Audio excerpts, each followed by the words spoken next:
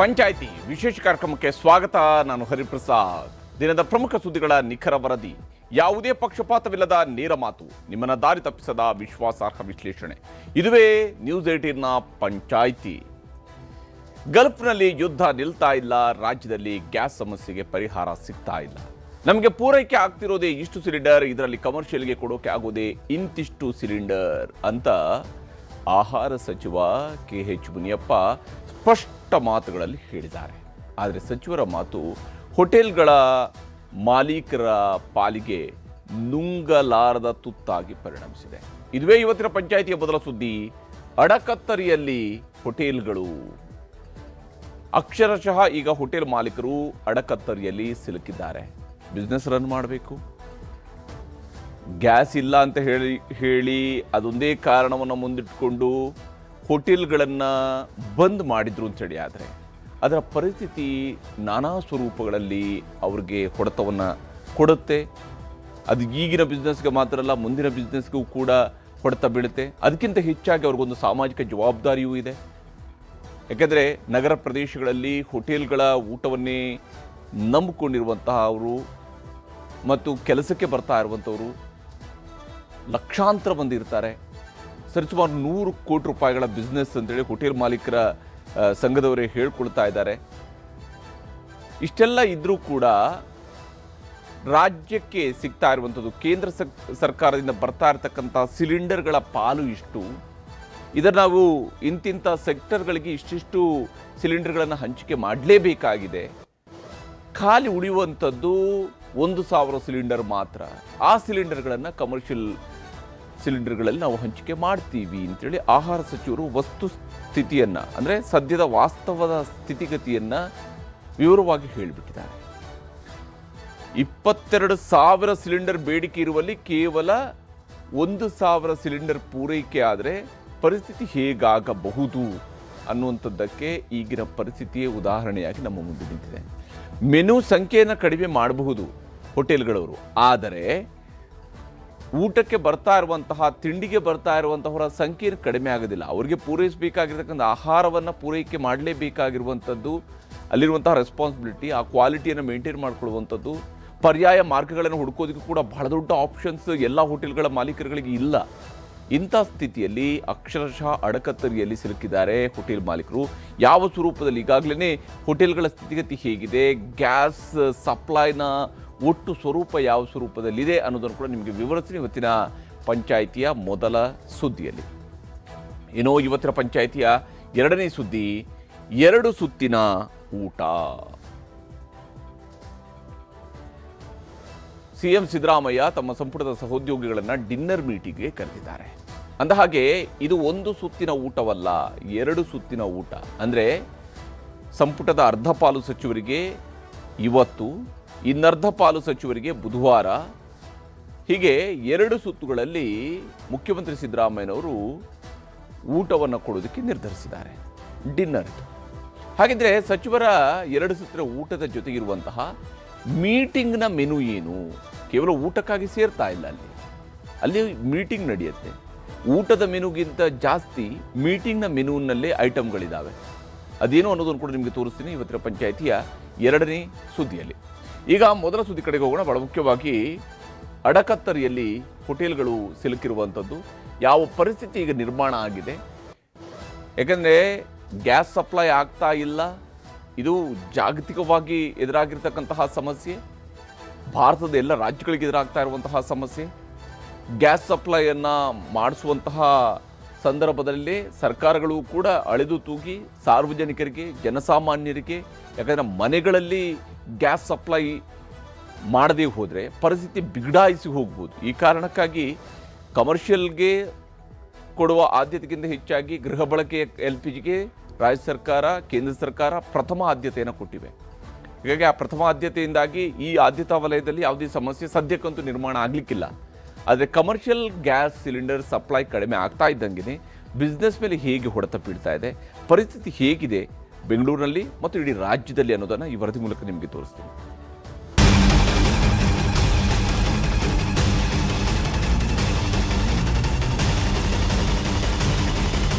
Gas ಪ್ರಾಬ್ಲಮ್ನಿಂದ ಎಲ್ಲ ಕಡೆ ಹೋಟ್ಲುಗಳು ರಜೆ ಇದೆ.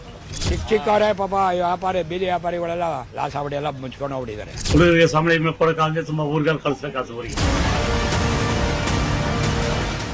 ಬೆಂಗಳೂರಿನಲ್ಲಿ ಕಮರ್ಷಿಯಲ್ ಗ್ಯಾಸ್ ಪೂರೈಕೆ ಆಗದ ಕಾರಣಕ್ಕೆ ಬೀದಿ ಬದಿ ವ್ಯಾಪಾರಿಗಳ ಬದುಕು ಅಕ್ಷರಶಃ ಬೀದಿಗೆ ಬಿದ್ದಿದೆ. ಸಣ್ಣ ಸಣ್ಣ ವ್ಯಾಪಾರ ಮಾಡಿಕೊಂಡು ಸಂಸಾರ ನಡೆಸುತ್ತಿದ್ದ ಅದೆಷ್ಟೋ ಕುಟುಂಬಗಳ ಪಾಲಿಗೂ ಇದೀಗ ಗ್ಯಾಸ್ ಸಿಗದೆ ಪರದಾಡೋ ಸ್ಥಿತಿ ಬಂದೊದಗಿದೆ. ಮಂಜುನಾಥ ನಗರದ ಬೀದಿ ಬದಿ ಹೋಟೆಲ್ಗಳು ಕ್ಲೋಸ್ ಆಗಿದ್ದು ಎಲ್ಲ ಅಂಗಡಿಗಳು ಕ್ಲೋಸ್ ಆಗಿವೆ. ಮಂಜುನಾಥ್ ನಗರದ ಅನೇಕ ಬೀದಿ ಬದಿ ಹೋಟೆಲ್ಗಳು ಕ್ಲೋಸ್ ಆಗಿದೆ. ಸದ್ಯ ವಿಡಿಯೋದಲ್ಲಿ ಕಾರ್ ರಿಯಾಲಿಟಿಯ ಮೂಲಕ ನಾನು ನಿಮಗೆ ವಿಜುವಲ್ ಸಮೇತವಾಗಿ ತೋರಿಸ್ತಾ ಹೋಗ್ತೀವಿ. ವಿಡಿಯೋನ ನೀವು ಗಮನಿಸ್ತಾ ಇದ್ರೆ ಎಷ್ಟೆಷ್ಟು ಹೋಟೆಲ್ಗಳು ಬಂದ್ ಆಗಿದೆ, ಎಷ್ಟೆಷ್ಟು ಕ್ಲೋಸ್ ಆಗಿದೆ ಅದೆಲ್ಲವನ್ನು ಕೂಡ ತೋರಿಸ್ತಾ ಹೋಗ್ತೀವಿ. ಇಷ್ಟೊತ್ತಿಗಾಗಲೇ ಈ ಭಾಗದಲ್ಲಿ ಸಾಕಷ್ಟು ಸಂಖ್ಯೆಯಲ್ಲಿ ಹೋಟೆಲ್ಗಳು ಓಪನ್ ಆಗಬೇಕಾಗಿತ್ತು. ಆದ್ರೆ ಇಲ್ಲಿ ನೀವು ಗಮನಿಸ್ತಾ ಇದ್ರೆ ಸಾಲಾಗಿ ಇಲ್ಲಿರುವಂತಹ ಒಂದಷ್ಟು ಬೀದಿ ಬದಿ ಹೋಟೆಲ್ಗಳು ಅಂದ್ರೆ ಚಿಕ್ಕ ಚಿಕ್ಕ ಹೋಟೆಲ್ಗಳು ಎಲ್ಲವೂ ಕೂಡ ಕ್ಲೋಸ್ ಆಗಿರುವಂತಹ ಚಿತ್ರಣ ಕಂಡು ಬರ್ತಾ ಇದೆ. ಇಲ್ಲಿ ಕೆಲಸ ಮಾಡುವಂತವರಾಗ್ಲಿ ಅಥವಾ ಹೊರಗಡೆ ಇರುವಂತವರಾಗ್ಲಿ ಅವರೆಲ್ಲರೂ ಕೂಡ ಸಿಕ್ಕಾಪಟ್ಟೆ ಸಂಖ್ಯೆಯಲ್ಲಿ ಇಲ್ಲಿ ಊಟಕ್ಕೆ ಬರ್ತಾ ಇದ್ರು. ಬಟ್ ಅವರೆಲ್ಲರೂ ಕೂಡ ಈಗ ಈ ಒಂದು ಹೋಟೆಲ್ ಕ್ಲೋಸ್ ಆಗಿರುವಂತಹ ಹಿನ್ನೆಲೆಯಲ್ಲಿ ವಾಪಸ್ ಹೋಗ್ತಾ ಇರುವಂತಹ ಚಿತ್ರಣ ಕೂಡ ಕಂಡು ಬರ್ತಾ ಇದೆ. ಇವಾಗ ಎಲ್ಲ ಚಿಕ್ಕ ಸಿಲಿಂಡರ್ಗಳೆಲ್ಲ ಅದು ಇದು ಉಪಯೋಗಿಸ್ತಿದ್ದಾರೆ. ಮತ್ತೆ ಸೌದೆಗಳಿಂದ ಗ್ಯಾಸ್ ಇದು ಮಾಡ್ತಿದ್ದಾರೆ. ಹೋಟ್ಲುಗಳೆಲ್ಲ ರಜಾ ಮಾಡಿದ್ದಾರೆ. ಎಲ್ಲ ಸೌದೆಗಳೆಲ್ಲ ಮಾಡ್ತಿದ್ದಾರೆ, ಎಲ್ಲ ಇದು ಮಾಡಿದ್ದಾರೆ. ಗ್ಯಾಸ್ ಪ್ರಾಬ್ಲಮ್ನಿಂದ ಎಲ್ಲ ಕಡೆ ಹೋಟ್ಲುಗಳು ರಜೆ ಇದೆ. ಚಿಕ್ಕವರೇ ಪಾಪ ವ್ಯಾಪಾರಿ ಬೀದಿ ವ್ಯಾಪಾರಿಗಳೆಲ್ಲ ಲಾಸ್ ಆಗ್ಬಿಟ್ಟು ಎಲ್ಲ ಮುಚ್ಕೊಂಡು ಹೋಗ್ಬಿಟ್ಟಿದ್ದಾರೆ. ನಾವೇ ಒಂದು ಬೇಜಾನಿದೆ ಅಂಗಡಿ ಏಕು ಇದೆ ಬೇಜಾನಿದೆ. ಪಾಪ ಬಡವರೇ ಪಾಪ ಬಂದು ಊಟ ಮಾಡೋದು ಅವ್ರಿಗೂ ತೊಂದರೆ, ಎಲ್ಲರಿಗೂ ತೊಂದರೆ ಆಗಿದೆ. ಬೀದಿ ಬದಿ ವ್ಯಾಪಾರಕ್ಕಿಂತಲೂ ದೊಡ್ಡ ಹೊಡೆತ ಬಿದ್ದಿರೋದು ದೊಡ್ಡ ದೊಡ್ಡ ಮಾಲ್ಗಳ ಮೇಲೆ. ಪ್ರತಿಷ್ಠಿತ ಮಂತ್ರಿ ಮಾಲ್, ಒರಾಯನ್ ಮಾಲ್ಗಳಲ್ಲೂ ಸಿಲಿಂಡರ್ ಅಭಾವ ಎದುರಾಗಿದೆ. ಫುಡ್ ಕೋರ್ಟ್ಗಳೆಲ್ಲವೂ ಖಾಲಿ. ಸಾಕಷ್ಟು ಜನ ಸಿನಿಮಾ ನೋಡೋಕೆ ಅಥವಾ ಬೇರೆ ಬೇರೆ ಊರುಗಳಿಂದ ಬಂದಂತಹ ಜನರೆಲ್ಲರೂ ಕೂಡ ಇಲ್ಲಿ ಫೋಟೋವನ್ನ ಕ್ಲಿಕ್ಕಿಸ್ಕೊಳ್ಳೋದಕ್ಕೆ ಎಲ್ಲರೂ ಕೂಡ ಬರ್ತಾ ಇರ್ತಾರೆ. ಸಹಜವಾಗಿ ಫುಡ್ ಕೋರ್ಟ್ ಅಲ್ಲಿ ಸಿಕ್ಕಾಪಟ್ಟೆ ಡಿಮಾಂಡ್ ಇರುತ್ತೆ. ಆದ್ರೆ ಗಮನಿಸಿದ್ರೆ ಇವತ್ತಿನ ದಿನ ಫುಡ್ ಕೋರ್ಟ್ ನಲ್ಲಿ ಬಹುತೇಕ ಹೋಟೆಲ್ಗಳು ಖಾಲಿ ಕಾಣಿಸ್ತಾ ಇದೆ. ಅಲ್ಲಿರುವಂತಹ KFC ಔಟ್ಲೆಟ್ ಆಗಲಿ, ಅಲ್ಲಿ LPG ಸಿಲಿಂಡರ್ ನ ವ್ಯತ್ಯಯ ಇರೋದ್ರಿಂದ ಫ್ರೈಡ್ ಐಟಮ್ ಸಿಗೋದಿಲ್ಲ ಅನ್ನುವಂತಹ ಒಂದಷ್ಟು ಬೋರ್ಡ್ ಅನ್ನು ಅಳವಡಿಕೆ ಮಾಡಿದ್ದಾರೆ. ಬೆಂಗಳೂರಿನ KFCಗಳಲ್ಲಿ ಫ್ರೈಡ್ ಐಟಂ ಇಲ್ಲ. ಬದಲಾಗಿ smoky grilled leg, ginger burger, rice bowl ಮತ್ತು ವಿಂಗ್ಸ್ ಮಾತ್ರ ಲಭ್ಯವಿದೆ. ಬೋರ್ಡ್ ಹಾಕಿರೋದು ಕಾಣುತ್ತೆ. ಕೆಫೆಗಳಲ್ಲೂ ಐಟಮ್ಸ್ ಕಾಣೆಯಾಗಿದ್ದು ಸೌದೆ ಒಲೆಯಲ್ಲಿ ಅಡುಗೆ ಮಾಡಲಾಗ್ತಿದೆ. ಕಮರ್ಷಿಯಲ್ ಸಿಲಿಂಡರ್ ಒಂದು 20 ಇರ್ತೈತೆ. ನಾವು ಯಾವಾಗಲೂ ಸ್ಟಾಕ್ ಇರ್ತಿದ್ದು ಅದು ದಿನ ನಮಗೆ 3-4 ಸಿಲಿಂಡರ್ ಬೇಕು ದಿವಸ. ಇವಾಗ ನಾವು ಅಲ್ಲಿ ಇಲ್ಲಿ ಬ್ಲ್ಯಾಕ್ ಕೊಟ್ಟು ದುಡ್ಡು ಎಕ್ಸ್ಟ್ರಾ ಕೊಟ್ಟು ಕಲೆಕ್ಟ್ ಮಾಡ್ತಿದ್ವಿ. ಅದು ಸಾಕಾಗಲ್ಲ, ಒಂದೊಂದು ಸಿಲಿಂಡರ್ ಉಪಯೋಗಿಸ್ಕೊಂತಿದ್ವಿ ಇವಾಗ. ಅದು ಇಜಿಲ್ ಒಲೆ, ಅದೇ ಚಾರ್ಕೋಲು, ಆಮೇಲೆ ಸೌದೆ ಒಲೆ, ಕಟ್ಟಿಗೆ ಒಲೆ ಇವೆಲ್ಲ ಉಪಯೋಗಿಸ್ತಿದ್ವಿ. ಬಂದ್ ಮಾಡ್ಲೇಬೇಕಾಗುತ್ತೆ. ಸದ್ಯ ಈಗ ಸ್ವಲ್ಪ ತಾತ್ಕಾಲಿಕ ನಡೆಸ್ತಾ ಇದೀವಿ. ಇನ್ನು ಪೂರ್ತಿ ನಾವು ಹುಡುಗರಿಗೆ ಸಂಬಳ ಕೊಡೋಕ್ಕಾಗದೆ ತುಂಬಾ ಊರಿಗೆ ಕಳಿಸ್ಬೇಕಾಗ್ತದೆ. ಊರಿಗೆ ಕಳಿಸಿ ಎಲ್ಲ ಬಂದ್ ಮಾಡೋ ಸಾಧ್ಯತೆ ಇದೆ. ಆ ತರ ಆಗಿದೆ ಈಗ. ಬೆಂಗಳೂರಿನ ವೈಟ್ಫೀಲ್ಡ್ ಬಳಿಯ ಪಿಜಿಗಳಲ್ಲಿ ಸೌದೆ ಒಲೆಯಲ್ಲಿ ಅಡುಗೆ ಮಾಡಲಾಗ್ತಿದೆ. ರಸ್ತೆ ಬದಿಯಲ್ಲೇ ಒಲೆಯಲ್ಲಿ ಅಡುಗೆ ತಯಾರಿಸುತ್ತಿರುವ ಸಿಬ್ಬಂದಿ ನೋಡಿದ್ರೆ ಭವಿಷ್ಯದ ಕರಾಳತೆ ಕಣ್ಣ ಮುಂದೆ ಬರುತ್ತೆ. ಬೆಂಗಳೂರಿನ ಕಥೆ ಒಂದಾದ್ರೆ ರಾಜ್ಯದ ಹಲವು ಜಿಲ್ಲೆಗಳ ಸಮಸ್ಯೆಗಳೂ ಸಾವಿರಾರು. ಚಿತ್ರದುರ್ಗದಲ್ಲಿ ಹೋಟೆಲ್ಗಳ ಮೇಲೆ ಹಾಕಿರುವ ಬಂಡವಾಳ ವಾಪಸ್ ಪಡೆಯುವುದಕ್ಕೋಸ್ಕರ ಸೌದೆ ಒಲೆ ಹಚ್ಚಿ ಅಡುಗೆ ಮಾಡಲಾಗ್ತಿದೆ. ಒಂದೇ ಕಡೆ ಅಡುಗೆ ಮಾಡಿ ಬೇರೆ ಬೇರೆ ಕಡೆಗೆ ಸಪ್ಲೈ ಮಾಡಲಾಗ್ತಿದೆ. ತುಂಬಾ ಸಮಸ್ಯೆ ಆಗಿದೆ. ನಾವು ಹೋಟ್ಲಲ್ಲಿ ಈಗ ಒಂದು ದೋಸೆ ಐಟಮ್ ಎಲ್ಲ, ದೋಸೆ, ವಡೆ, ಮಿರ್ಚಿ ಐಟಮ್ಗಳೆಲ್ಲ ಸ್ವಲ್ಪ ಲಿಮಿಟೆಡ್ ಮಾಡಿದ್ದೀವಿ. ಮತ್ತೆ ಎಲ್ಲ ಕುಕ್ ಎಲ್ಲ ನಾವೀಗ ಸೌದೆ ಒಲೆಯಲ್ಲಿ ಮಾಡ್ತಿದ್ದೀವಿ. ಈಗ ಸಾಂಬಾರು, ಪಲ್ಯ ಅವೆಲ್ಲ ಮಾಡ್ತಿದ್ದೀವಲ್ಲ, ಒಂದೊಂದು ಐಟಮ್ ಕಮ್ಮಿ ಮಾಡಿದ್ದೀವಿ. ಜಾಸ್ತಿ ಬಲ್ಕ್ ಆಗಿ ಏನು ಮಾಡೋದು, ನಮ್ದೊಂದು 4 ಹೋಟ್ಲಿಗೆ 4 ಹೋಟ್ಲಿಗೆ ಒಂದು ಹತ್ರ ಪ್ರಿಪೇರ್ ಮಾಡಿ ಎಲ್ಲ ಹೋಟ್ಲಿಗೂ ಸಾಂಬಾರು, ಪಲ್ಯ ಎಲ್ಲ ಕಳಿಸ್ತಿದ್ವಿ. ಅನ್ನ ಸಾಂಬಾರು ಐಟಮ್, ಚಪಾತಿ ಐಟಮ್ ಕಮ್ಮಿ ಮಾಡಿದ್ದೀವಿ. ಸುಮಾರು ಕಾಫಿ ಟೀ ಎಲ್ಲ ಕಮ್ಮಿ ಮಾಡಿದ್ದೀವಿ. ಸಿಲಿಂಡರ್ ಸಿಕ್ಕಿಲ್ಲ, ಸಿಲಿಂಡರ್ ಸಮಸ್ಯೆ ಇರೋದ್ರಿಂದ ಪೂರ್ತಿ ನಾವು ಎಲ್ಲ ಸೌದೆ ಒಲೆಗೆ ಇದಾಗಿದ್ದೀವಿ ಪೂರ್ತಿ. ಶಿವಮೊಗ್ಗದಲ್ಲಿ ಗ್ಯಾಸ್ ಸಿಗದೆ ಬೇಕರಿ ಮಾಲೀಕರು, ವ್ಯಾಪಾರಿಗರು ಸಂಕಷ್ಟಕ್ಕೀಡಾಗಿದ್ದಾರೆ. ಯುಗಾದಿ ವೇಳೆಗೂ ಹೀಗೆ ಆದ್ರೆ ಬೆಲೆ ಏರಿಸುವ ಸುಳಿವು ಕೊಟ್ಟಿದ್ದಾರೆ. ಯುದ್ಧದ ಎಫೆಕ್ಟ್ ಸ್ವಲ್ಪ ಆಗಿದೆ ಸರ್, ತುಂಬಾ ಆಗಿದೆ. ಯುದ್ಧದ ಎಫೆಕ್ಟ್ ವ್ಯಾರಿಕವಾಗಿ ತುಂಬಾ ಆಗಿದೆ, ಎಲ್ಲರಿಗೂ ಆಗಿದೆ, ನಮ್ಗೆ ಅಂತಲ್ಲ ಇಡೀ ದೇಶಕ್ಕೆ ಆಗಿದೆ ಹಾಗನ್ಸುತ್ತೆ ನಮ್ಗೆ. ಬೇಕರಿಗೆ ನಮ್ಗೆ ಗ್ಯಾಸಿಂದು ತುಂಬಾ ಸಮಸ್ಯೆ ಆಗುತ್ತೆ ಸರ್. ಅದು ಪ್ರಿಪರೇಷನ್ಗೆ ಬಹಳ ಸಮಸ್ಯೆ ಆಗುತ್ತೆ ಗ್ಯಾಸಿಂದು. ಗ್ಯಾಸ್ಗಳು ಸಫಿಷಿಯೆಂಟ್ ಸಿಗ್ತಾ ಇಲ್ಲ, ಅದೇ ಒಂದು ದೊಡ್ಡ ಸಮಸ್ಯೆ. ಮತ್ತೆ ಸಿಕ್ಕಿದ್ರು ಕೂಡ ಗ್ಯಾಸ್ ರೇಟ್ ತುಂಬಾ ಜಾಸ್ತಿ ಆಗ್ಬಿಟ್ಟಿದೆ. ಹಾಗಾದ್ರೆ ನಮ್ಗೆ ವ್ಯಾಪಾರ ಮಾಡೋಕ್ಕೆಲ್ಲ ತೊಂದರೆ ಆಗ್ತಾ ಇದೆ. ರಾಜ್ಯದ ಹಲವು ಕಡೆಗಳಲ್ಲಿ ಆಟೋ ಎಲ್ಪಿಜಿ ಸಿಗದೆ ಚಾಲಕರು ಪರದಾಡುವಂತಾಗಿದೆ. ದೇವನಹಳ್ಳಿಯಲ್ಲಿರುವ ಏಕೈಕ ಎಲ್ಪಿಜಿ ಗ್ಯಾಸ್ ಬಂಕ್ ಕ್ಲೋಸ್ ಆಗಿದೆ. ಬಂಕ್ ಬಳಿ ಖಾಲಿ ಬೋರ್ಡ್ ನೋಡಿ ಚಾಲಕರು ವಾಪಸ್ ಹೋಗ್ತಿದ್ದಾರೆ. ಬಂಗಾರಪೇಟೆಯಲ್ಲಿ ನಿಗದಿತ ದರಕ್ಕಿಂತ ಹೆಚ್ಚಿನ ಬೆಲೆಗೆ ಆಟೋ ಗ್ಯಾಸ್ ಮಾರಾಟ ಮಾಡಿದ ಕಾರಣಕ್ಕೆ ಬಂಕ್ ಎದುರು ಆಟೋ ಚಾಲಕರು ಪ್ರತಿಭಟನೆ ಮಾಡಿದ್ರು. ರಾಣೆಬೆನ್ನೂರಿನಲ್ಲಿ ಒಂದೊಂದು ಬಂಕ್ನಲ್ಲಿ ಒಂದೊಂದು ರೇಟ್ ಪಡೆಯುತ್ತಾರೆ ಎಂದು ಪ್ರತಿಭಟಿಸಲಾಯಿತು. ಗ್ಯಾಸ್ ಸಿಲಿಂಡರ್ ಅಭಾವದ ಹಿನ್ನೆಲೆಯಲ್ಲಿ ಕೇಂದ್ರ ಸರ್ಕಾರದ ವಿರುದ್ಧ ರಾಜ್ಯದ ಹಲವು ಕಡೆಗಳಲ್ಲಿ ಪ್ರತಿಭಟನೆಗಳು ನಡೆದಿವೆ. ಚಿಕ್ಕಮಗಳೂರು ನಗರದ ಆಜಾದ್ ಪಾರ್ಕ್ ವೃತ್ತದಲ್ಲಿ ಸೌದೆ ವಲಯಲ್ಲಿ ಹಾಲು ಕಾಯಿಸಿ ಕೇಂದ್ರದ ವಿರುದ್ಧ ಕಾಂಗ್ರೆಸ್ ಪ್ರತಿಭಟನೆ ನಡೆಸಿದೆ. ರಾಮನಗರದಲ್ಲೂ ಕೇಂದ್ರ ಸರ್ಕಾರದ ವಿರುದ್ಧ ಜಿಲ್ಲಾ ಮಹಿಳಾ ಕಾಂಗ್ರೆಸ್ ಘಟಕದಿಂದ ಪ್ರತಿಭಟನೆ ನಡೆಸಲಾಗಿದೆ. ಕೊಪ್ಪಳದಲ್ಲಿ ಗ್ಯಾಸ್ ಕೊರತೆ ಖಂಡಿಸಿ ಮಾರ್ಕ್ಸ್ವಾದಿ ಭಾರತ ಕಮ್ಯುನಿಸ್ಟ್ ಪಕ್ಷದಿಂದ ಪ್ರತಿಭಟನೆ ನಡೆಸಲಾಯಿತು.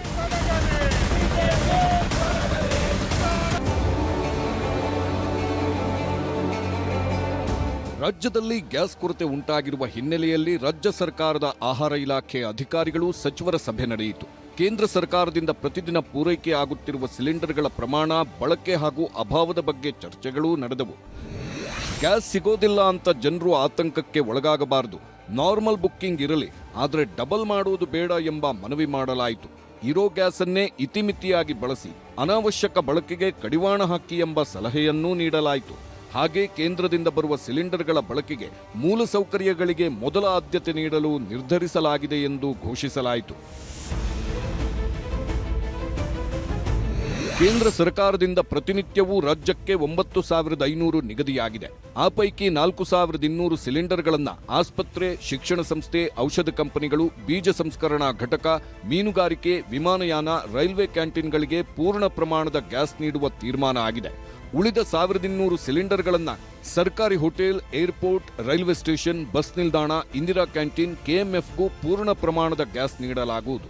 ಇನ್ನುಳಿದ 2,540 ಸಿಲಿಂಡರ್ಗಳನ್ನು ಆಟೋ ಎಲ್ಪಿಜಿಗೆ ಪೂರೈಕೆ ಮಾಡಲು ನಿರ್ಧರಿಸಿದ್ದು, ಇತಿಮಿತಿಯಾಗಿ ಬಳಸುವಂತೆಯೂ ಸೂಚಿಸಲಾಗಿದೆ. ಆದರೂ ಆಟೋಗಳಿಗೆ 20% 30% ಕೊರತೆಯಾಗಲಿದೆ. ಇನ್ನುಳಿದ 1,000 ಸಿಲಿಂಡರ್ಗಳನ್ನು ಹೋಟೆಲ್ಗಳಿಗೆ ಪ್ರತಿದಿನ ನೀಡುವ ತೀರ್ಮಾನ ಮಾಡಲಾಗಿದೆ. ಆಟೋಗಳಿಗೆ ಆದ್ಯತೆ ಇರೋದ್ರಿಂದ ಹೋಟೆಲ್ಗಳಿಗೆ ಸಮಸ್ಯೆ ಆಗ್ತಿದೆ. ಹೀಗಾಗಿ ಇಂಡಕ್ಷನ್ ಸ್ಟವ್ ಬಳಸಿ 1 ವಾರ ಸುಧಾರಿಸಿಕೊಳ್ಳಿ ಎಂದು ಮನವಿ ಮಾಡಿಕೊಳ್ತಾರೆ minister. Hospitals, education institutions, pharmaceutical industry, seed processing industry, fisheries industry, airlines, railway canteens, ಇಂಥ ಕ್ಯಾಂಟೀನ್ಸ್ಗೆ ನಾವು 100% ಕೊಡೋದು ಅಂತ ಈ ಸಭೆಯಲ್ಲಿ ತೀರ್ಮಾನ ಆಗಿದೆ. ಸರ್ಕಾರ ಹೋಟೆಲ್ಗಳಿಗೆ ನೀಡುತ್ತಿರುವ 1,000 ಸಿಲಿಂಡರ್ ಯಾವುದಕ್ಕೂ ಸಾಲೋದಿಲ್ಲ. ಹೀಗಾಗಿ ಸಹಜವಾಗೇ ಅಸಮಾಧಾನ ಬೆಂಕಿಯಂತೆಯೇ ಭುಗಿಲೆದ್ದಿದೆ. ರಾಜ್ಯದ ಹೋಟೆಲ್ಗಳಿಗೆ ಪ್ರತಿನಿತ್ಯ 36,000 ಸಿಲಿಂಡರ್ ಅಗತ್ಯವಿದೆ. ಅದರಲ್ಲೂ ಬೆಂಗಳೂರಿಗೆ 60% ಅಂದ್ರೆ 22,000 ಸಿಲಿಂಡರ್ ಬೇಕು. 22,000 ಸಿಲಿಂಡರ್ಗಳ ಜಾಗಕ್ಕೆ 1,000 ಸಿಲಿಂಡರ್ ಕೊಡುತ್ತೇವೆ ಅಂತಿದೆ ಸರ್ಕಾರ. ಪರ್ಯಾಯ ವ್ಯವಸ್ಥೆಗಳಿಗೂ ಅವಕಾಶ, ಸಾಧ್ಯತೆಗಳು ಕಡಿಮೆಯಾಗಿರುವ ಕಾರಣಕ್ಕೆ ಗ್ಯಾಸ್ ಸಿಗದೆ ಹೋಟೆಲ್, ಪಿಜಿಗಳು ಬಂದಾಗುವುದು ನಿಶ್ಚಿತ. ಹಾಗೇನಾದ್ರೂ ಬಂದಾದ್ರೆ 100 ಕೋಟಿಗೂ ಅಧಿಕ ನಷ್ಟವಾಗುತ್ತೆ ಅನ್ನೋದು ಮಾಲೀಕರ ಕಳವಳ. ಹೀಗಾಗಿ ದೆಹಲಿಗೆ ಹೋಗಿ ಕೇಂದ್ರ ಸಚಿವರನ್ನ ಭೇಟಿ ಮಾಡಿ ಗ್ಯಾಸ್ ಪೂರೈಕೆಗೆ ಮನವಿ ಮಾಡಲು ಸಂಘಟನೆಗಳು ನಿರ್ಧರಿಸಿವೆ. ಬಹಳಷ್ಟು ಸಲಹೆಯಂತೆ ರಾಜ್ಯ ಸರ್ಕಾರದ ಮುಖ್ಯಮಂತ್ರಿಗಳನ್ನು ಭೇಟಿಯಾಗುವುದು, DCM ಅನ್ನು ಭೇಟಿಯಾಗುವುದು, ಅದು ಪ್ರಕ್ರಿಯೆ ಮಾಡ್ತೇವೆ. ಅದರ ಜೊತೆ ಕೇಂದ್ರ ಸರ್ಕಾರವನ್ನು ಸಂಪರ್ಕಿಸಬೇಕು. ಈಗಾಗಲೇ ಸಂಪರ್ಕಿಸಿದ್ದೇವೆ.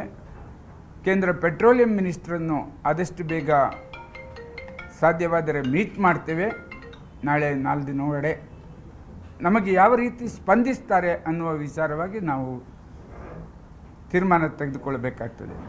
ಹಾಗೆ ಸರ್ಕಾರದ ನಿರ್ಧಾರದಿಂದಾಗಿ ಆಟೋ ಚಾಲಕರು ಕೂಡ ಪರದಾಡುವಂತಾಗಿದೆ. ಈಗಾಗಲೇ ನೋ ಸ್ಟಾಕ್ ಬೋರ್ಡ್ ಇದೆ. ಸರ್ಕಾರ ಕೂಡ ಲಿಮಿಟ್ ಮಾಡಿದ್ರೆ ಜೀವನ ನಡೆಸೋದು ಹೇಗೆ ಅನ್ನೋದು ಆಟೋ ಚಾಲಕರ ಪ್ರಶ್ನೆ. ಅಂದರೆ ನಾವೀಗ ಗ್ಯಾಸ್ ಸಿಕ್ಕಿದ್ರೂ ಕೆಲವು ಕಡೆ ಗ್ಯಾಸ್ ಸಿಗುತ್ತೆ ಅಂತ ಹೋಗ್ತೀವಿ, ಬಂಕ್ಗಳಲ್ಲಿ ಬಂಕ್ ಕ್ಲೋಸ್ ಆಗಿರುತ್ತೆ. ಮತ್ತೆ ಅಲ್ಲಿಂದ ಮತ್ತೆ ಗ್ಯಾಸ್ ಸ್ಟೇಷನ್ಗೆ ಹೋಗ್ಬೇಕು ಅಂದರೆ ಮತ್ತೆ ಕಷ್ಟ ಆಗುತ್ತೆ. ಮತ್ತು ಪೇಮೆಂಟ್ಗಳು ಎಲ್ಲ ಗ್ಯಾಸ್ ಬಂಕಲ್ಲಿ ಒಂದೊಂದು ಥರ ಪೇಮೆಂಟ್ಗಳಿದೆ. ಮತ್ತು ಒಂದೊಂದು ಬಂಕಲ್ಲಿ ಒಂದು 75 ಇದೆ, ಒಂದೊಂದು ಕಡೆ 89 ಇದೆ, ಕೆಲವರು 90 ಇದೆ. 55 ರೂಪಾಯಿ ಇದ್ದಿದ್ದು 65 ಮಾಡಿದ್ರು, ಈಗ 90 ರೂಪಾಯಿ 80 ರೂಪಾಯಿ ಆಗ್ಬಿಟ್ಟಿದೆ. ತುಂಬ ಕಷ್ಟ ಆಗ್ಬಿಟ್ಟಿದೆ ಮೇಡಮ್ ನಮಗೆ LPG ಇಲ್ಲ ಅಂತ. ನೋಡಿ, ಒಂದು 20 ಬಂಕ್ ನೋಡ್ಕೊಂಡು ಬಂದಿದ್ದೀನಿ, ಎಲ್ಲೂ ಸಿಗಿಲ್ಲ. ತುಂಬ ಕಷ್ಟ ಆಗ್ಬಿಟ್ಟಿದೆ ಸರ್. ದಯವಿಟ್ಟು ಇದಕ್ಕೇನಾದರೂ ಸರ್ಕಾರ ಪರಿಹಾರ ಮಾಡಬೇಕು ಸರ್. ನಮಗೆ ತುಂಬ ಆಟೋ ಡ್ರೈವರ್ಸ್ ಅವ್ರಿಗೆ ತುಂಬ ಕಷ್ಟ ಆಗ್ಬಿಟ್ಟಿದೆ ಸರ್. ಹೀಗೆ ರಾಜ್ಯದಲ್ಲಿ ಗ್ಯಾಸ್ ಗಲಾಟೆ ಜೋರಾಗಿದೆ. ದೇಶದುದ್ದಕ್ಕೂ ಸಮಸ್ಯೆಯ ಬಿಸಿ ತಟ್ಟಿದೆ. ದೇಶದ ತೈಲ ಸಮಸ್ಯೆ ಕುರಿತು ರಾಜ್ಯಸಭೆಯಲ್ಲಿ ಪ್ರತಿಪಕ್ಷ ನಾಯಕ ಮಲ್ಲಿಕಾರ್ಜುನ್ ಖರ್ಗೆ ಪ್ರಸ್ತಾಪಿಸಿದ್ರು. ಇಡೀ ದೇಶದಲ್ಲಿ ಗ್ಯಾಸ್ ಸಮಸ್ಯೆ ಎದುರಾಗಿದೆ. ಮಧ್ಯಮ ವರ್ಗದ ಜನರು ಕಷ್ಟ ಅನುಭವಿಸುತ್ತಿದ್ದಾರೆ. ಹೋಟೆಲ್ಗಳು ಬಂದ್ ಆಗಿವೆ. ಆದರೆ ಕೇಂದ್ರ ಸರ್ಕಾರ ಮಾಡುತ್ತಿರೋದೇನು ಎಂದು ಖರ್ಗೆ ಪ್ರಶ್ನಿಸಿದ್ರು. ಇದಕ್ಕೆ ಟಾಂಗ್ ಕೊಟ್ಟ ರಾಜ್ಯಸಭೆ ಸಭಾನಾಯಕ JP ನಡ್ಡಾ ಕೇಂದ್ರ ಸರ್ಕಾರವನ್ನ ಸಮರ್ಥಿಸಿಕೊಂಡ್ರು. वेस्ट एशिया में जारी कॉन्फ्लिक्ट के कारण देश में LPG संकट की और आपका ध्यान, सरकार का ध्यान खींचना चाहता हूँ। LPG संकट को पूरे देश में हाहाकार मचा हुआ है। इसका असर गरीब और कमजोर तबकों के मिडिल क्लास, आम घरों, रेस्टोरेंट, हॉस्टल्स और कमर्शियल यूजर्स पर बहुत बुरा असर पड़ रहा है। सिलेंडर की होर्डिंग में पकड़ा गया है और इन्होंने होर्डिंग की है और ये जनता को उकसाने का काम कर रहे हैं। They are inciting the people of the peaceful people of the country. ಈ ಎಲ್ಲದರ ಮಧ್ಯೆಯೇ ಹರ್ಮುಜ್ ಜಲಸಂಧಿ ದಾಟಿ 45,000 ಮೆಟ್ರಿಕ್ ಟನ್ LPG ಹೊತ್ತ ಶಿವಾಲಿಕ್ ಹಡಗು ಭಾರತಕ್ಕೆ ಆಗಮಿಸಿದೆ. ಮುಂಬೈನ ಮುಂದ್ರಾ ಬಂದರಿಗೆ ಶಿವಾಲಿಕ್ ಹಡಗು ಬಂದಿದ್ದು LPG ಪೂರೈಕೆ ಸಾಗಿದೆ. ನಾಳೆ ನಂದಾದೇವಿ ಹಡಗು ಕೂಡ ಭಾರತದ ಬಂದರು ತಲುಪಲಿದ್ದು ಅನಿಲ ಸಮಸ್ಯೆಗೆ ಕೊಂಚ ನಿರಾಳತೆ ಸಿಗಲಿದೆ. Bureau report, news 18. ಹೀಗೆ ಒಂದು ಕಡೆಯಲ್ಲಿ ಗ್ಯಾಸ್ ಸಮಸ್ಯೆ ಮತ್ತು ಗ್ಯಾಸ್ ಪೂರೈಕೆಯಲ್ಲಿ ಕೂಡ ಎದುರಾಗ್ತಾ ಇರುವಂತಹ ಸಮಸ್ಯೆಗಳೇ ಇದಕ್ಕೆ ಬಹಳ ಮುಖ್ಯವಾಗಿರುವಂತಹ ಕಾರಣ. ಯುದ್ಧದ ಪರಿಸ್ಥಿತಿಯಿಂದಾಗಿ ನಿರ್ಮಾಣ ಆಗಿರತಕ್ಕಂತಹ ಈ ಸಮಸ್ಯೆಯನ್ನು ಹೇಗೆ ಬಗೆಹರಿಸಿಕೊಂಡು ಹೋಗ್ತಾರೆ ಅಂತ ಕೂಡ ನೋಡಬೇಕಾಗಿದೆ. ಎರಡನೇ ಸುದ್ದಿ ಕಡೆಗೆ ಹೋಗೋಣ. ಬಹಳ ಮುಖ್ಯವಾಗಿ 2 ಸುತ್ತಿನ ಊಟವನ್ನು ಕೊಡಿಸ್ತಾ ಇದ್ದಾರೆ ಮುಖ್ಯಮಂತ್ರಿ ಸಿದ್ದರಾಮಯ್ಯನವರು ತಮ್ಮ ಸಂಪುಟದ ಸಹೋದ್ಯೋಗಿಗಳಿಗೆ. ಮೊದಲ ಬ್ಯಾಚಿನ 16 ಸಚಿವರುಗಳಿಗೆ, ಎರಡನೇ ಬ್ಯಾಚಿನಲ್ಲಿ 15 ಸಚಿವರುಗಳಿಗೆ ಊಟ ಕೊಡಿಸುವಂಥದ್ದು ಸಿದ್ದರಾಮಯ್ಯನವರ ಪ್ಲಾನ್. ಹೀಗಾಗಿ ಮೊದಲ ಸುತ್ತಿನ ಸಭೆ ಇವತ್ತು ನಡೆಯುತ್ತೆ. ರಾಜ್ಯ ಕಾಂಗ್ರೆಸ್ನಲ್ಲಿ ಮತ್ತೊಂದು ಡಿನ್ನರ್ ಮೀಟಿಂಗ್ ನಡೆಯುತ್ತೆ. ಯಾಕಂದರೆ ಕಾಂಗ್ರೆಸ್ನಲ್ಲಿ ಆಗ್ತಾ ಇರುವಂಥ ಪ್ರತಿ ಡಿನ್ನರ್ ಮೀಟಿಂಗ್ ಕೂಡ ನಾನಾ ಕಾರಣಗಳಿಗಾಗಿ ಸುದ್ದಿ ಮಾಡ್ತಾ ಇದೆ, ಸದ್ದು ಮಾಡ್ತಾ ಇದೆ. ಈಗ CM ಸಿದ್ದರಾಮಯ್ಯ ಅವರ ಆತಿಥ್ಯ ಆಯ್ದ ಸಚಿವರುಗಳಿಗಷ್ಟೇ ಆಹ್ವಾನ. ಅಂದರೆ ಮೊದಲ ಸುತ್ತಿನಲ್ಲಿ ಒಂದಿಷ್ಟು ಸಚಿವರುಗಳನ್ನು ಆಯ್ಕೆ ಮಾಡ್ಕೊಂಡಿದ್ದಾರೆ. ಎರಡನೇ ಸುತ್ತಿನ ಸಭೆಗೆ ಇನ್ನೊಂದಷ್ಟು ಸಚಿವರುಗಳನ್ನು ಆಯ್ಕೆ ಮಾಡ್ಕೊಂಡಿದ್ದಾರೆ.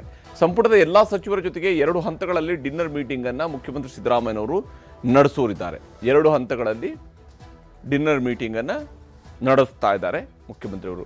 ಇಂದು ಆಯ್ದ 16 ಸಚಿವರುಗಳೊಂದಿಗೆ ಮುಖ್ಯಮಂತ್ರಿಯವರು ಸಭೆಯನ್ನು ನಡೆಸ್ತಾರೆ, ಡಿನ್ನರ್ ಮಾಡ್ತಾರೆ. ಆಯ್ದ 16 ಸಚಿವರುಗಳನ್ನು ಮಾತ್ರ ಕರೆಸ್ಕೊಳ್ತಾ ಇದ್ದಾರೆ. ಬುಧವಾರ ಉಳಿದ 15 ಸಚಿವರ ಜೊತೆಗೆ CM ಅವರ ಡಿನ್ನರ್ ಮೀಟಿಂಗ್ ಅರೇಂಜ್ ಆಗಿದೆ. ಹಾಗೆ 2 ಸುತ್ತಿನಲ್ಲಿ ಈ ಸಭೆಗಳು, ಈ ಊಟ ನಡೆಯುತ್ತಿದೆ. ಡಿನ್ನರ್ ಜೊತೆಗೇ ರಾಜಕಾರಣದ ಚರ್ಚೆಗಳು ಆಗುವಂಥದ್ದು ನಿಶ್ಚಿತ. ಯಾಕಂದರೆ ಡಿನ್ನರ್ನ ಮೆನುಗಿಂತ ಜಾಸ್ತಿಯಾಗಿ ಇಲ್ಲಿರುವಂಥದ್ದು ರಾಜಕಾರಣದ ಮೆನು. ಮೀಟಿಂಗ್ನ ಮೆನು ಭಾಳ ದೊಡ್ಡದಿದೆ. ಒಂದು, ಈಗಾಗಲೇ ಕುರ್ಚಿ ಕಚ್ಚಾಟಕ್ಕೆ ಸಂಬಂಧಪಟ್ಟಂತೆ ಪ್ರತಿಪಕ್ಷಗಳವರು ಪ್ರಸ್ತಾಪಿಸ್ತಿರುವಂಥ ಅನೇಕ ವಿಚಾರಗಳಿದ್ದಾವೆ. ಇದರಲ್ಲಿ ಗೊಂದಲಗಳಿದ್ದಾವೆ ಅನ್ನೋದೇ ಅವರದೇ ಪಕ್ಷದ ಶಾಸಕರುಗಳು ಹೇಳ್ತಾ ಇದ್ದಾರೆ. ಈ ವಿಚಾರಗಳ ಬಗ್ಗೆ ಅಡ್ರೆಸ್ ಮಾಡಲೇಬೇಕಾಗುತ್ತೆ. ಹೇಗೆ ಇದನ್ನು ಎದುರಿಸಬೇಕು ಅನ್ನೋದ್ರ ಬಗ್ಗೆ ಕೂಡ ಚರ್ಚಿಸ್ಬೋದು. ಅಧಿಕಾರ ಹಂಚಿಕೆಯ ಸಂಬಂಧಪಟ್ಟಂತಹ ಗೊಂದಲಗಳ ಬಗ್ಗೆ ಏನಾದರೂ ಇಲ್ಲಿ ಚರ್ಚೆ ಆಗುತ್ತಾ ಅನ್ನೋದನ್ನು ನೋಡಬೇಕಾಗಿದೆ. ಅಧಿಕಾರದ ಹಂಚಿಕೆಯ ವಿಚಾರಗಳು ಎಷ್ಟು ಮಟ್ಟಿಗೆ ಪ್ರಸ್ತಾಪ ಆಗುತ್ತೆ ಅನ್ನೋದನ್ನು ಕೂಡ ನೋಡಬೇಕಾಗಿದೆ. ಆದರೆ ಪ್ರಸ್ತಾಪ ಆಗಲೇಬಹುದಾಗಿರುವಂತಹ ವಿಚಾರ ಅಂತ ಹೇಳಿದರೆ ಬೈ ಎಲೆಕ್ಷನ್. ಯಾಕಂದರೆ 2 ಕ್ಷೇತ್ರಗಳಿಗೆ ಉಪಚುನಾವಣೆ ನಡೆಯುತ್ತಿದೆ. ಈ 2 ಕ್ಷೇತ್ರಗಳನ್ನು ಕೂಡ ಕಾಂಗ್ರೆಸ್ ಗೆದ್ದಿರತಕ್ಕಂಥ ಕ್ಷೇತ್ರಗಳಾಗಿರೋದ್ರಿಂದಾಗಿ ಸರ್ಕಾರದ ಪ್ರತಿಷ್ಠೆಯ ಪ್ರಶ್ನೆಯೂ ಕೂಡ ಇಲ್ಲಿ ಇದ್ದೇ ಇದೆ. ಸರ್ಕಾರಕ್ಕೆ 2 ಕ್ಷೇತ್ರಗಳ ಬೈ ಎಲೆಕ್ಷನ್ ಗೆಲ್ಲೇಬೇಕಾಗಿದೆ. ಹೀಗಾಗಿ ಬೈ ಎಲೆಕ್ಷನ್ ಬಗ್ಗೆ ವಿಶೇಷವಾಗಿ ಸಚಿವರುಗಳ ಜೊತೆಗೆ ಚರ್ಚೆಯನ್ನು ನಡೆಸಬಹುದು ಸಿದ್ದರಾಮಯ್ಯವರು. ಹಾಗೆಯೇ ಪಂಚರಾಜ್ಯಗಳ ಚುನಾವಣೆಗೆ ಸಂಬಂಧಪಟ್ಟಂತೆ ಪಕ್ಷದ ರೆಸ್ಪಾನ್ಸಿಬಿಲಿಟಿಯ ವಿಚಾರಗಳಲ್ಲೂ ಕೂಡ ಚರ್ಚೆಗಳು ನಡೀಬಹುದು. ಪಂಚರಾಜ್ಯಗಳ ಚುನಾವಣೆಯನ್ನು ನಾವು ಹೇಗೆ ಮಾಡಬೇಕಾಗುತ್ತೆ, ಏನು ಎತ್ತ ಅನ್ನೋಂಥ ವಿಚಾರದಲ್ಲಿ. ವಿಶೇಷವಾಗಿ ಒಳ ಮೀಸಲಾತಿ ಜಾರಿಗೆ ಸಂಬಂಧಪಟ್ಟಂತೆ ಸಿದ್ದರಾಮಯ್ಯನವರು ಸಚಿವರುಗಳನ್ನು ವಿಶ್ವಾಸಕ್ಕೆ ಪಡ್ಕೊಳ್ಳೇಬೇಕಾಗಿದೆ.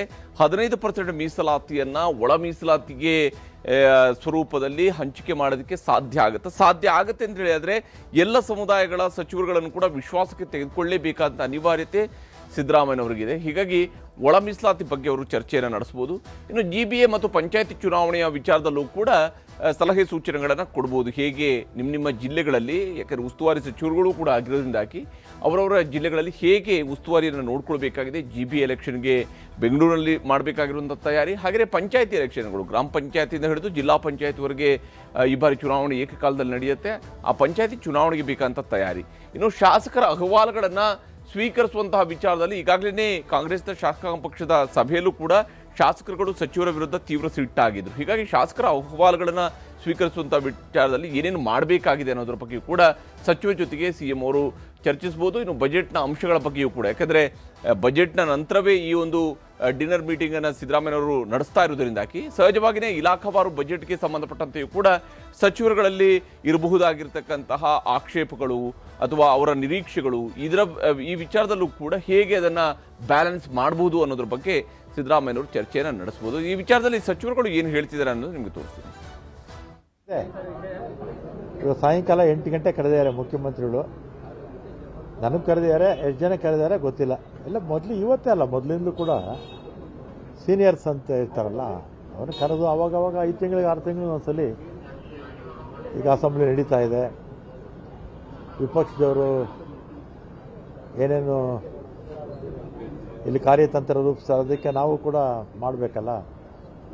ಮತ್ತು ರಾಜ್ಯದ ರಾಜಕಾರಣದ ಬಗ್ಗೆ, ಮತ್ತು ಒಳ ಮೀಸಲಾತಿ ಬಗ್ಗೆ, ಮತ್ತು ಇನ್ನೇನಾದರೂ ವಿಚಾರ ಹೇಳಿದರೆ ಮುಖ್ಯಮಂತ್ರಿಗಳು ಜನರಲಿ ಅಬೌಟ್ ಡೆವಲಪ್ಮೆಂಟ್ ಬಗ್ಗೆ ಅಥವಾ ಈ ಬಜೆಟ್ ಬಗ್ಗೆ ಕರೆದಿರಬೇಕು. ಸೊ ಅದಕ್ಕೆ ನನಗೂ ಕರೆದಿದೆ, ನಾನು ಹೋಗ್ತಾ ಇದ್ದೇನೆ, ಅಟೆಂಡ್ ಮಾಡ್ತಾ ಇದ್ದೇನೆ. ಇರ್ಬೋದ್ರಿ, ಪರ್ಟಿಕ್ಯುಲರ್ ಆಗಿ ಆ ಇಲಾಖೆಗಳ ಬಗ್ಗೆ ಏನೇನು ವಿಚಾರ ಇದ್ರೆ ಕರೆದಿರ್ತಾರೆ. ಈಗ CM ಅವರು ಕರೆದಿದ್ದಾರೆ ಅಂದ್ರೆ ಈಗ ಡಿನ್ನರು ಮಾಡಬಾರ್ದ ನನ್ನ ಮುಖ್ಯಮಂತ್ರಿಗಳ ಜೊತೆ? Is my chief minister. If he calls for coffee also I will go. If he calls for dinner also I will go. ನೋಡಿ, ಅದು ನನಗೆ ಗೊತ್ತಿಲ್ಲ ಯಾಕೆ ಏನು ಇದೇನು ಮಾನದಂಡ ಅಂತೂ ಏನಿರಲ್ಲ ನನ್ನ ಪ್ರಕಾರ. ಬಹುಶಃ ಮುಂದಿನ ಸರಿ ಉಳಿದವ್ರಿಗೆ ಕರೆಸ್ಬೋದು, ಹಂಗೇನಿಲ್ಲ ಅಲ್ಲ. ಈಗ ಎಷ್ಟೊಂದು ಸರಿ ಹಲವಾರು ಸಚಿವರು ಹೋಗಿ ಸಾಹೇಬ್ರಿಗೆ ಭೇಟಿಯಾಗಿರ್ತಾರೆ ಖಾಸಗಿಗೆ. ಅವಾಗ ಉಳಿದವ್ರು ಯಾಕೆ ಬಂದಿಲ್ಲ ಅಂತ ಕೇಳ್ತೀರಾ ತಾವು?